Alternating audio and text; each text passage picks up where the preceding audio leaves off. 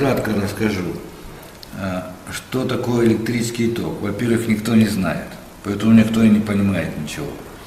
Одним предложением. Электрический ток – это ядра атомов в металле, направленные навстречу друг другу одноименными полюсами посредством эфира. Точка. Все понятно. Вот пример. Провод.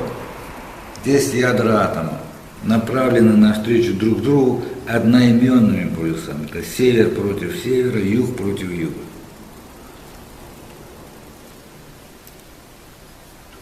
А ниже это две трубы.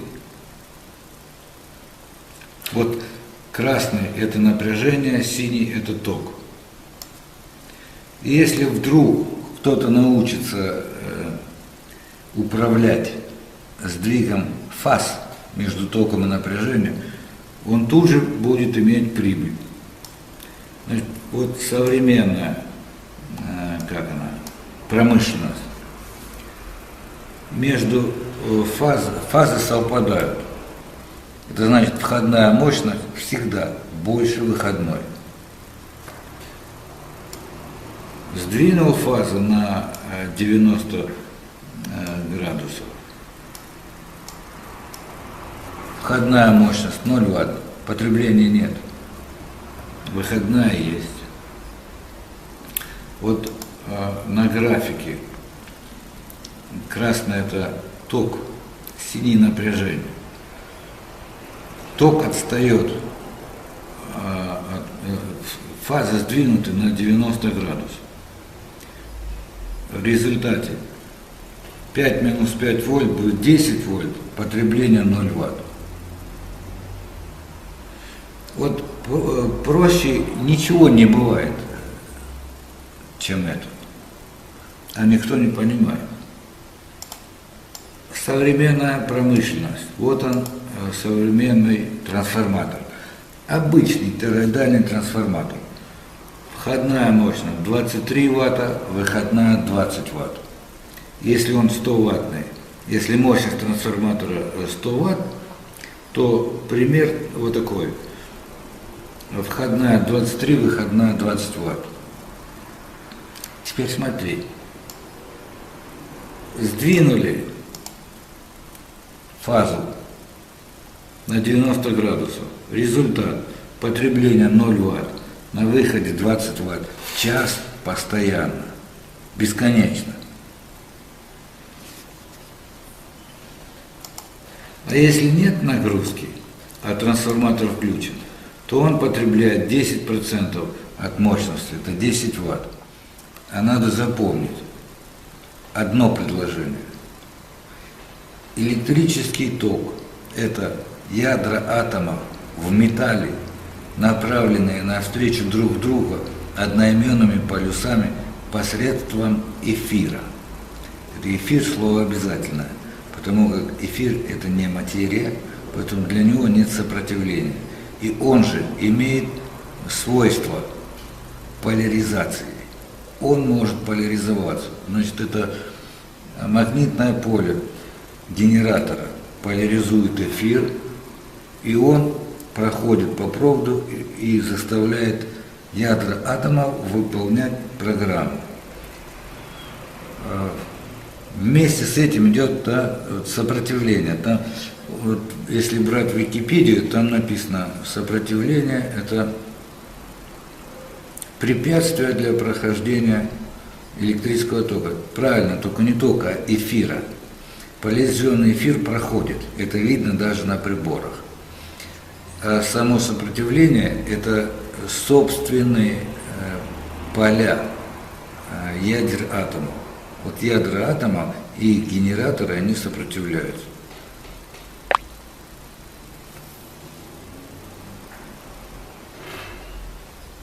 И все. Потом уже нужно научиться управлять сдвигом фаз. Вот так, значит, убыток триллион этих в месяц. Если фазы совпадают, убыток триллион в месяц. Без нагрузки. А под нагрузкой это еще потери, еще одни убытки. и так далее. А если фазу сдвинуть на 90 градусов, получается бесконечная прибыль в отношении мощности. Если мощность 100 Вт, значит прибыль будет идти 20%, 20 Вт. Сдвиг фаз.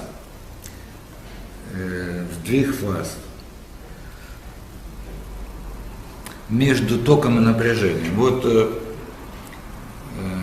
красным это что? Напряжение. Вот это напряжение. Вот оно. Если напряжение сдвинуто на 90 градусов, потребления нет. Совсем нет. Ноль потребления. То же самое человек. Человек – это переменный ток. Если фаза сдвинута на 90 градусов, время жизни увеличивается. Поэтому вот такой вопрос 5 вольт минус 5 вольт в переменном токе тоже должен быть обязателен для того, чтобы тестировать людей. Сколько будет? 5 вольт минус. Или у человека, да, 50 вольт, 50 лет минус 50 лет, сколько будет? 100, правильно. Теперь понятно, да, для чего важен вот этот график. Тем более, как работает ток, то есть опережение, overcome. Напряжение опережает всегда. Поэтому, когда подключается нагрузка к генератору, сначала идет напряжение. Напряжение будоражит атомы, которые находятся в равновесном состоянии. Вот напряжение их выбивает. Что делают атомы? Они посылают эфир по проводу в генератор, в центр. Что вот мы тут, нас терроризирует напряжение. Понял, значит, вы сопротивляетесь, я сейчас вам сделаю поляризацию эфира, вашего эфира на вашу мощность. Если у вас 300 Вт, значит все, вот мы делаем 300 Вт. Так везде. То есть электрический генератор – это и есть медный провод. 1 метр провода – это уже мощность умножена на 2 вольта при 50 Гц.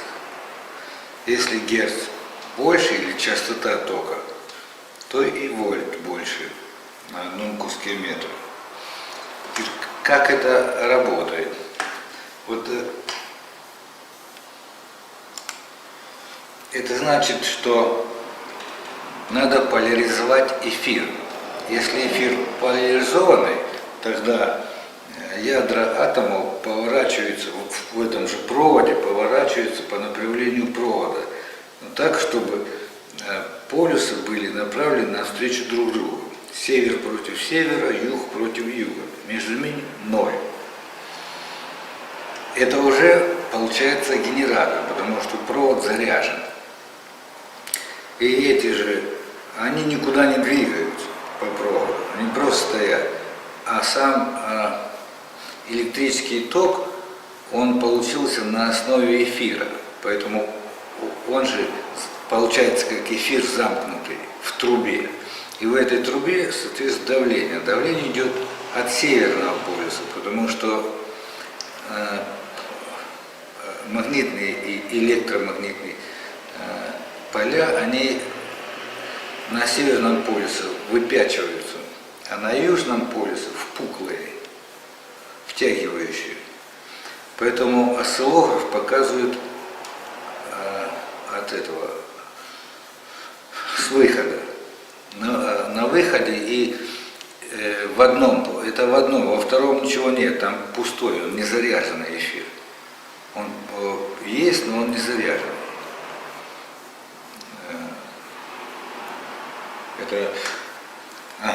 Это значит, что Для поляризации эфира ядерный реактор не нужен. Уголь не нужен, нефть не нужна, вообще ничего не надо. Это настолько просто. Можно даже вообще ничего не делать, а обычный трансформатор. Вот. Уже генератор. Только надо знать, как его использовать. Первичная обмотка должна быть, если 50 Гц, 115 метров длиной. Вот умножаем на 2 вольта, получаем 230. Потом смотрим расстояние от железа. Если расстояние от железа будет 50 микрон, то пульсация напряжения или напряженность тока будет 2,5 вольта. Идеальный трансформатор. Потому что под нагрузкой падения напряжения нет. А при нагрузке, мощности нагрузки, или когда мощь нагрузки составляет 10% этого трансформатора, потребления нет, абсолютно ноль. Бесплатная валюта идет в киловаттах, сколько хочешь. Потому что фазы между током и напряжением сдвинуты на 90 градусов. Дальше рассказывать не буду, потому что может быть нарушение авторских прав.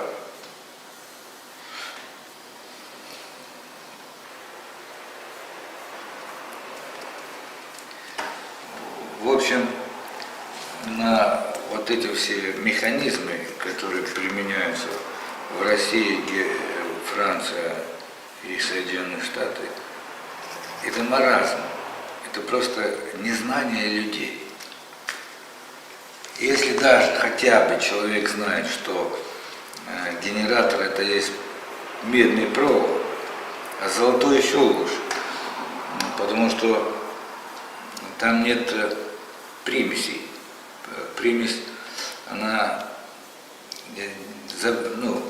изолирует поворот всех ядер атома. И если есть примесь, она нечистая медь, тогда влияние на ядро может быть изолировано, потому что, как же его объяснить? Потому что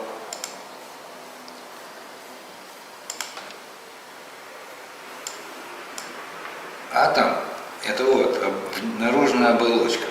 То есть здесь нарисовано ядро, но сверху этого ядра еще есть наружная оболочка, еще один шар. А этот шар обычно при взаимодействии он сплющивается и становится как пчелиные соты. И вот между этими границами есть зазор. И этот зазор, он большой, по измерению он большой, потому что туда может попадать кислород. Разница размеров, она значительна, но, допустим, при низких температурах у этих же элементов появляется сверхтекучесть. Сверхтекучесть. Зубы снял, вообще скоро разговаривать будет тяжело. Вот. Самый хороший показательный опыт. Здесь источник, лампочка и лампа без колбы, без стекла. Только спираль. И вот когда вот этот мужик дует на спираль, лампочка горит ярче. Вот. Идеальный вопрос. Почему? Разница, да? Вот здесь дуют и никаких результатов. Потому что нужно усилить, чтобы получить результат, нужно убить ядра атомов, чтобы получить большой напор воздуха. А здесь не надо большой, но результат сразу виден. Вот смотри. Где он? То яркость свечения лампочки возрастает. Дайте объяснение этим явлениям. То есть, когда дует на спираль, это он на поле дует.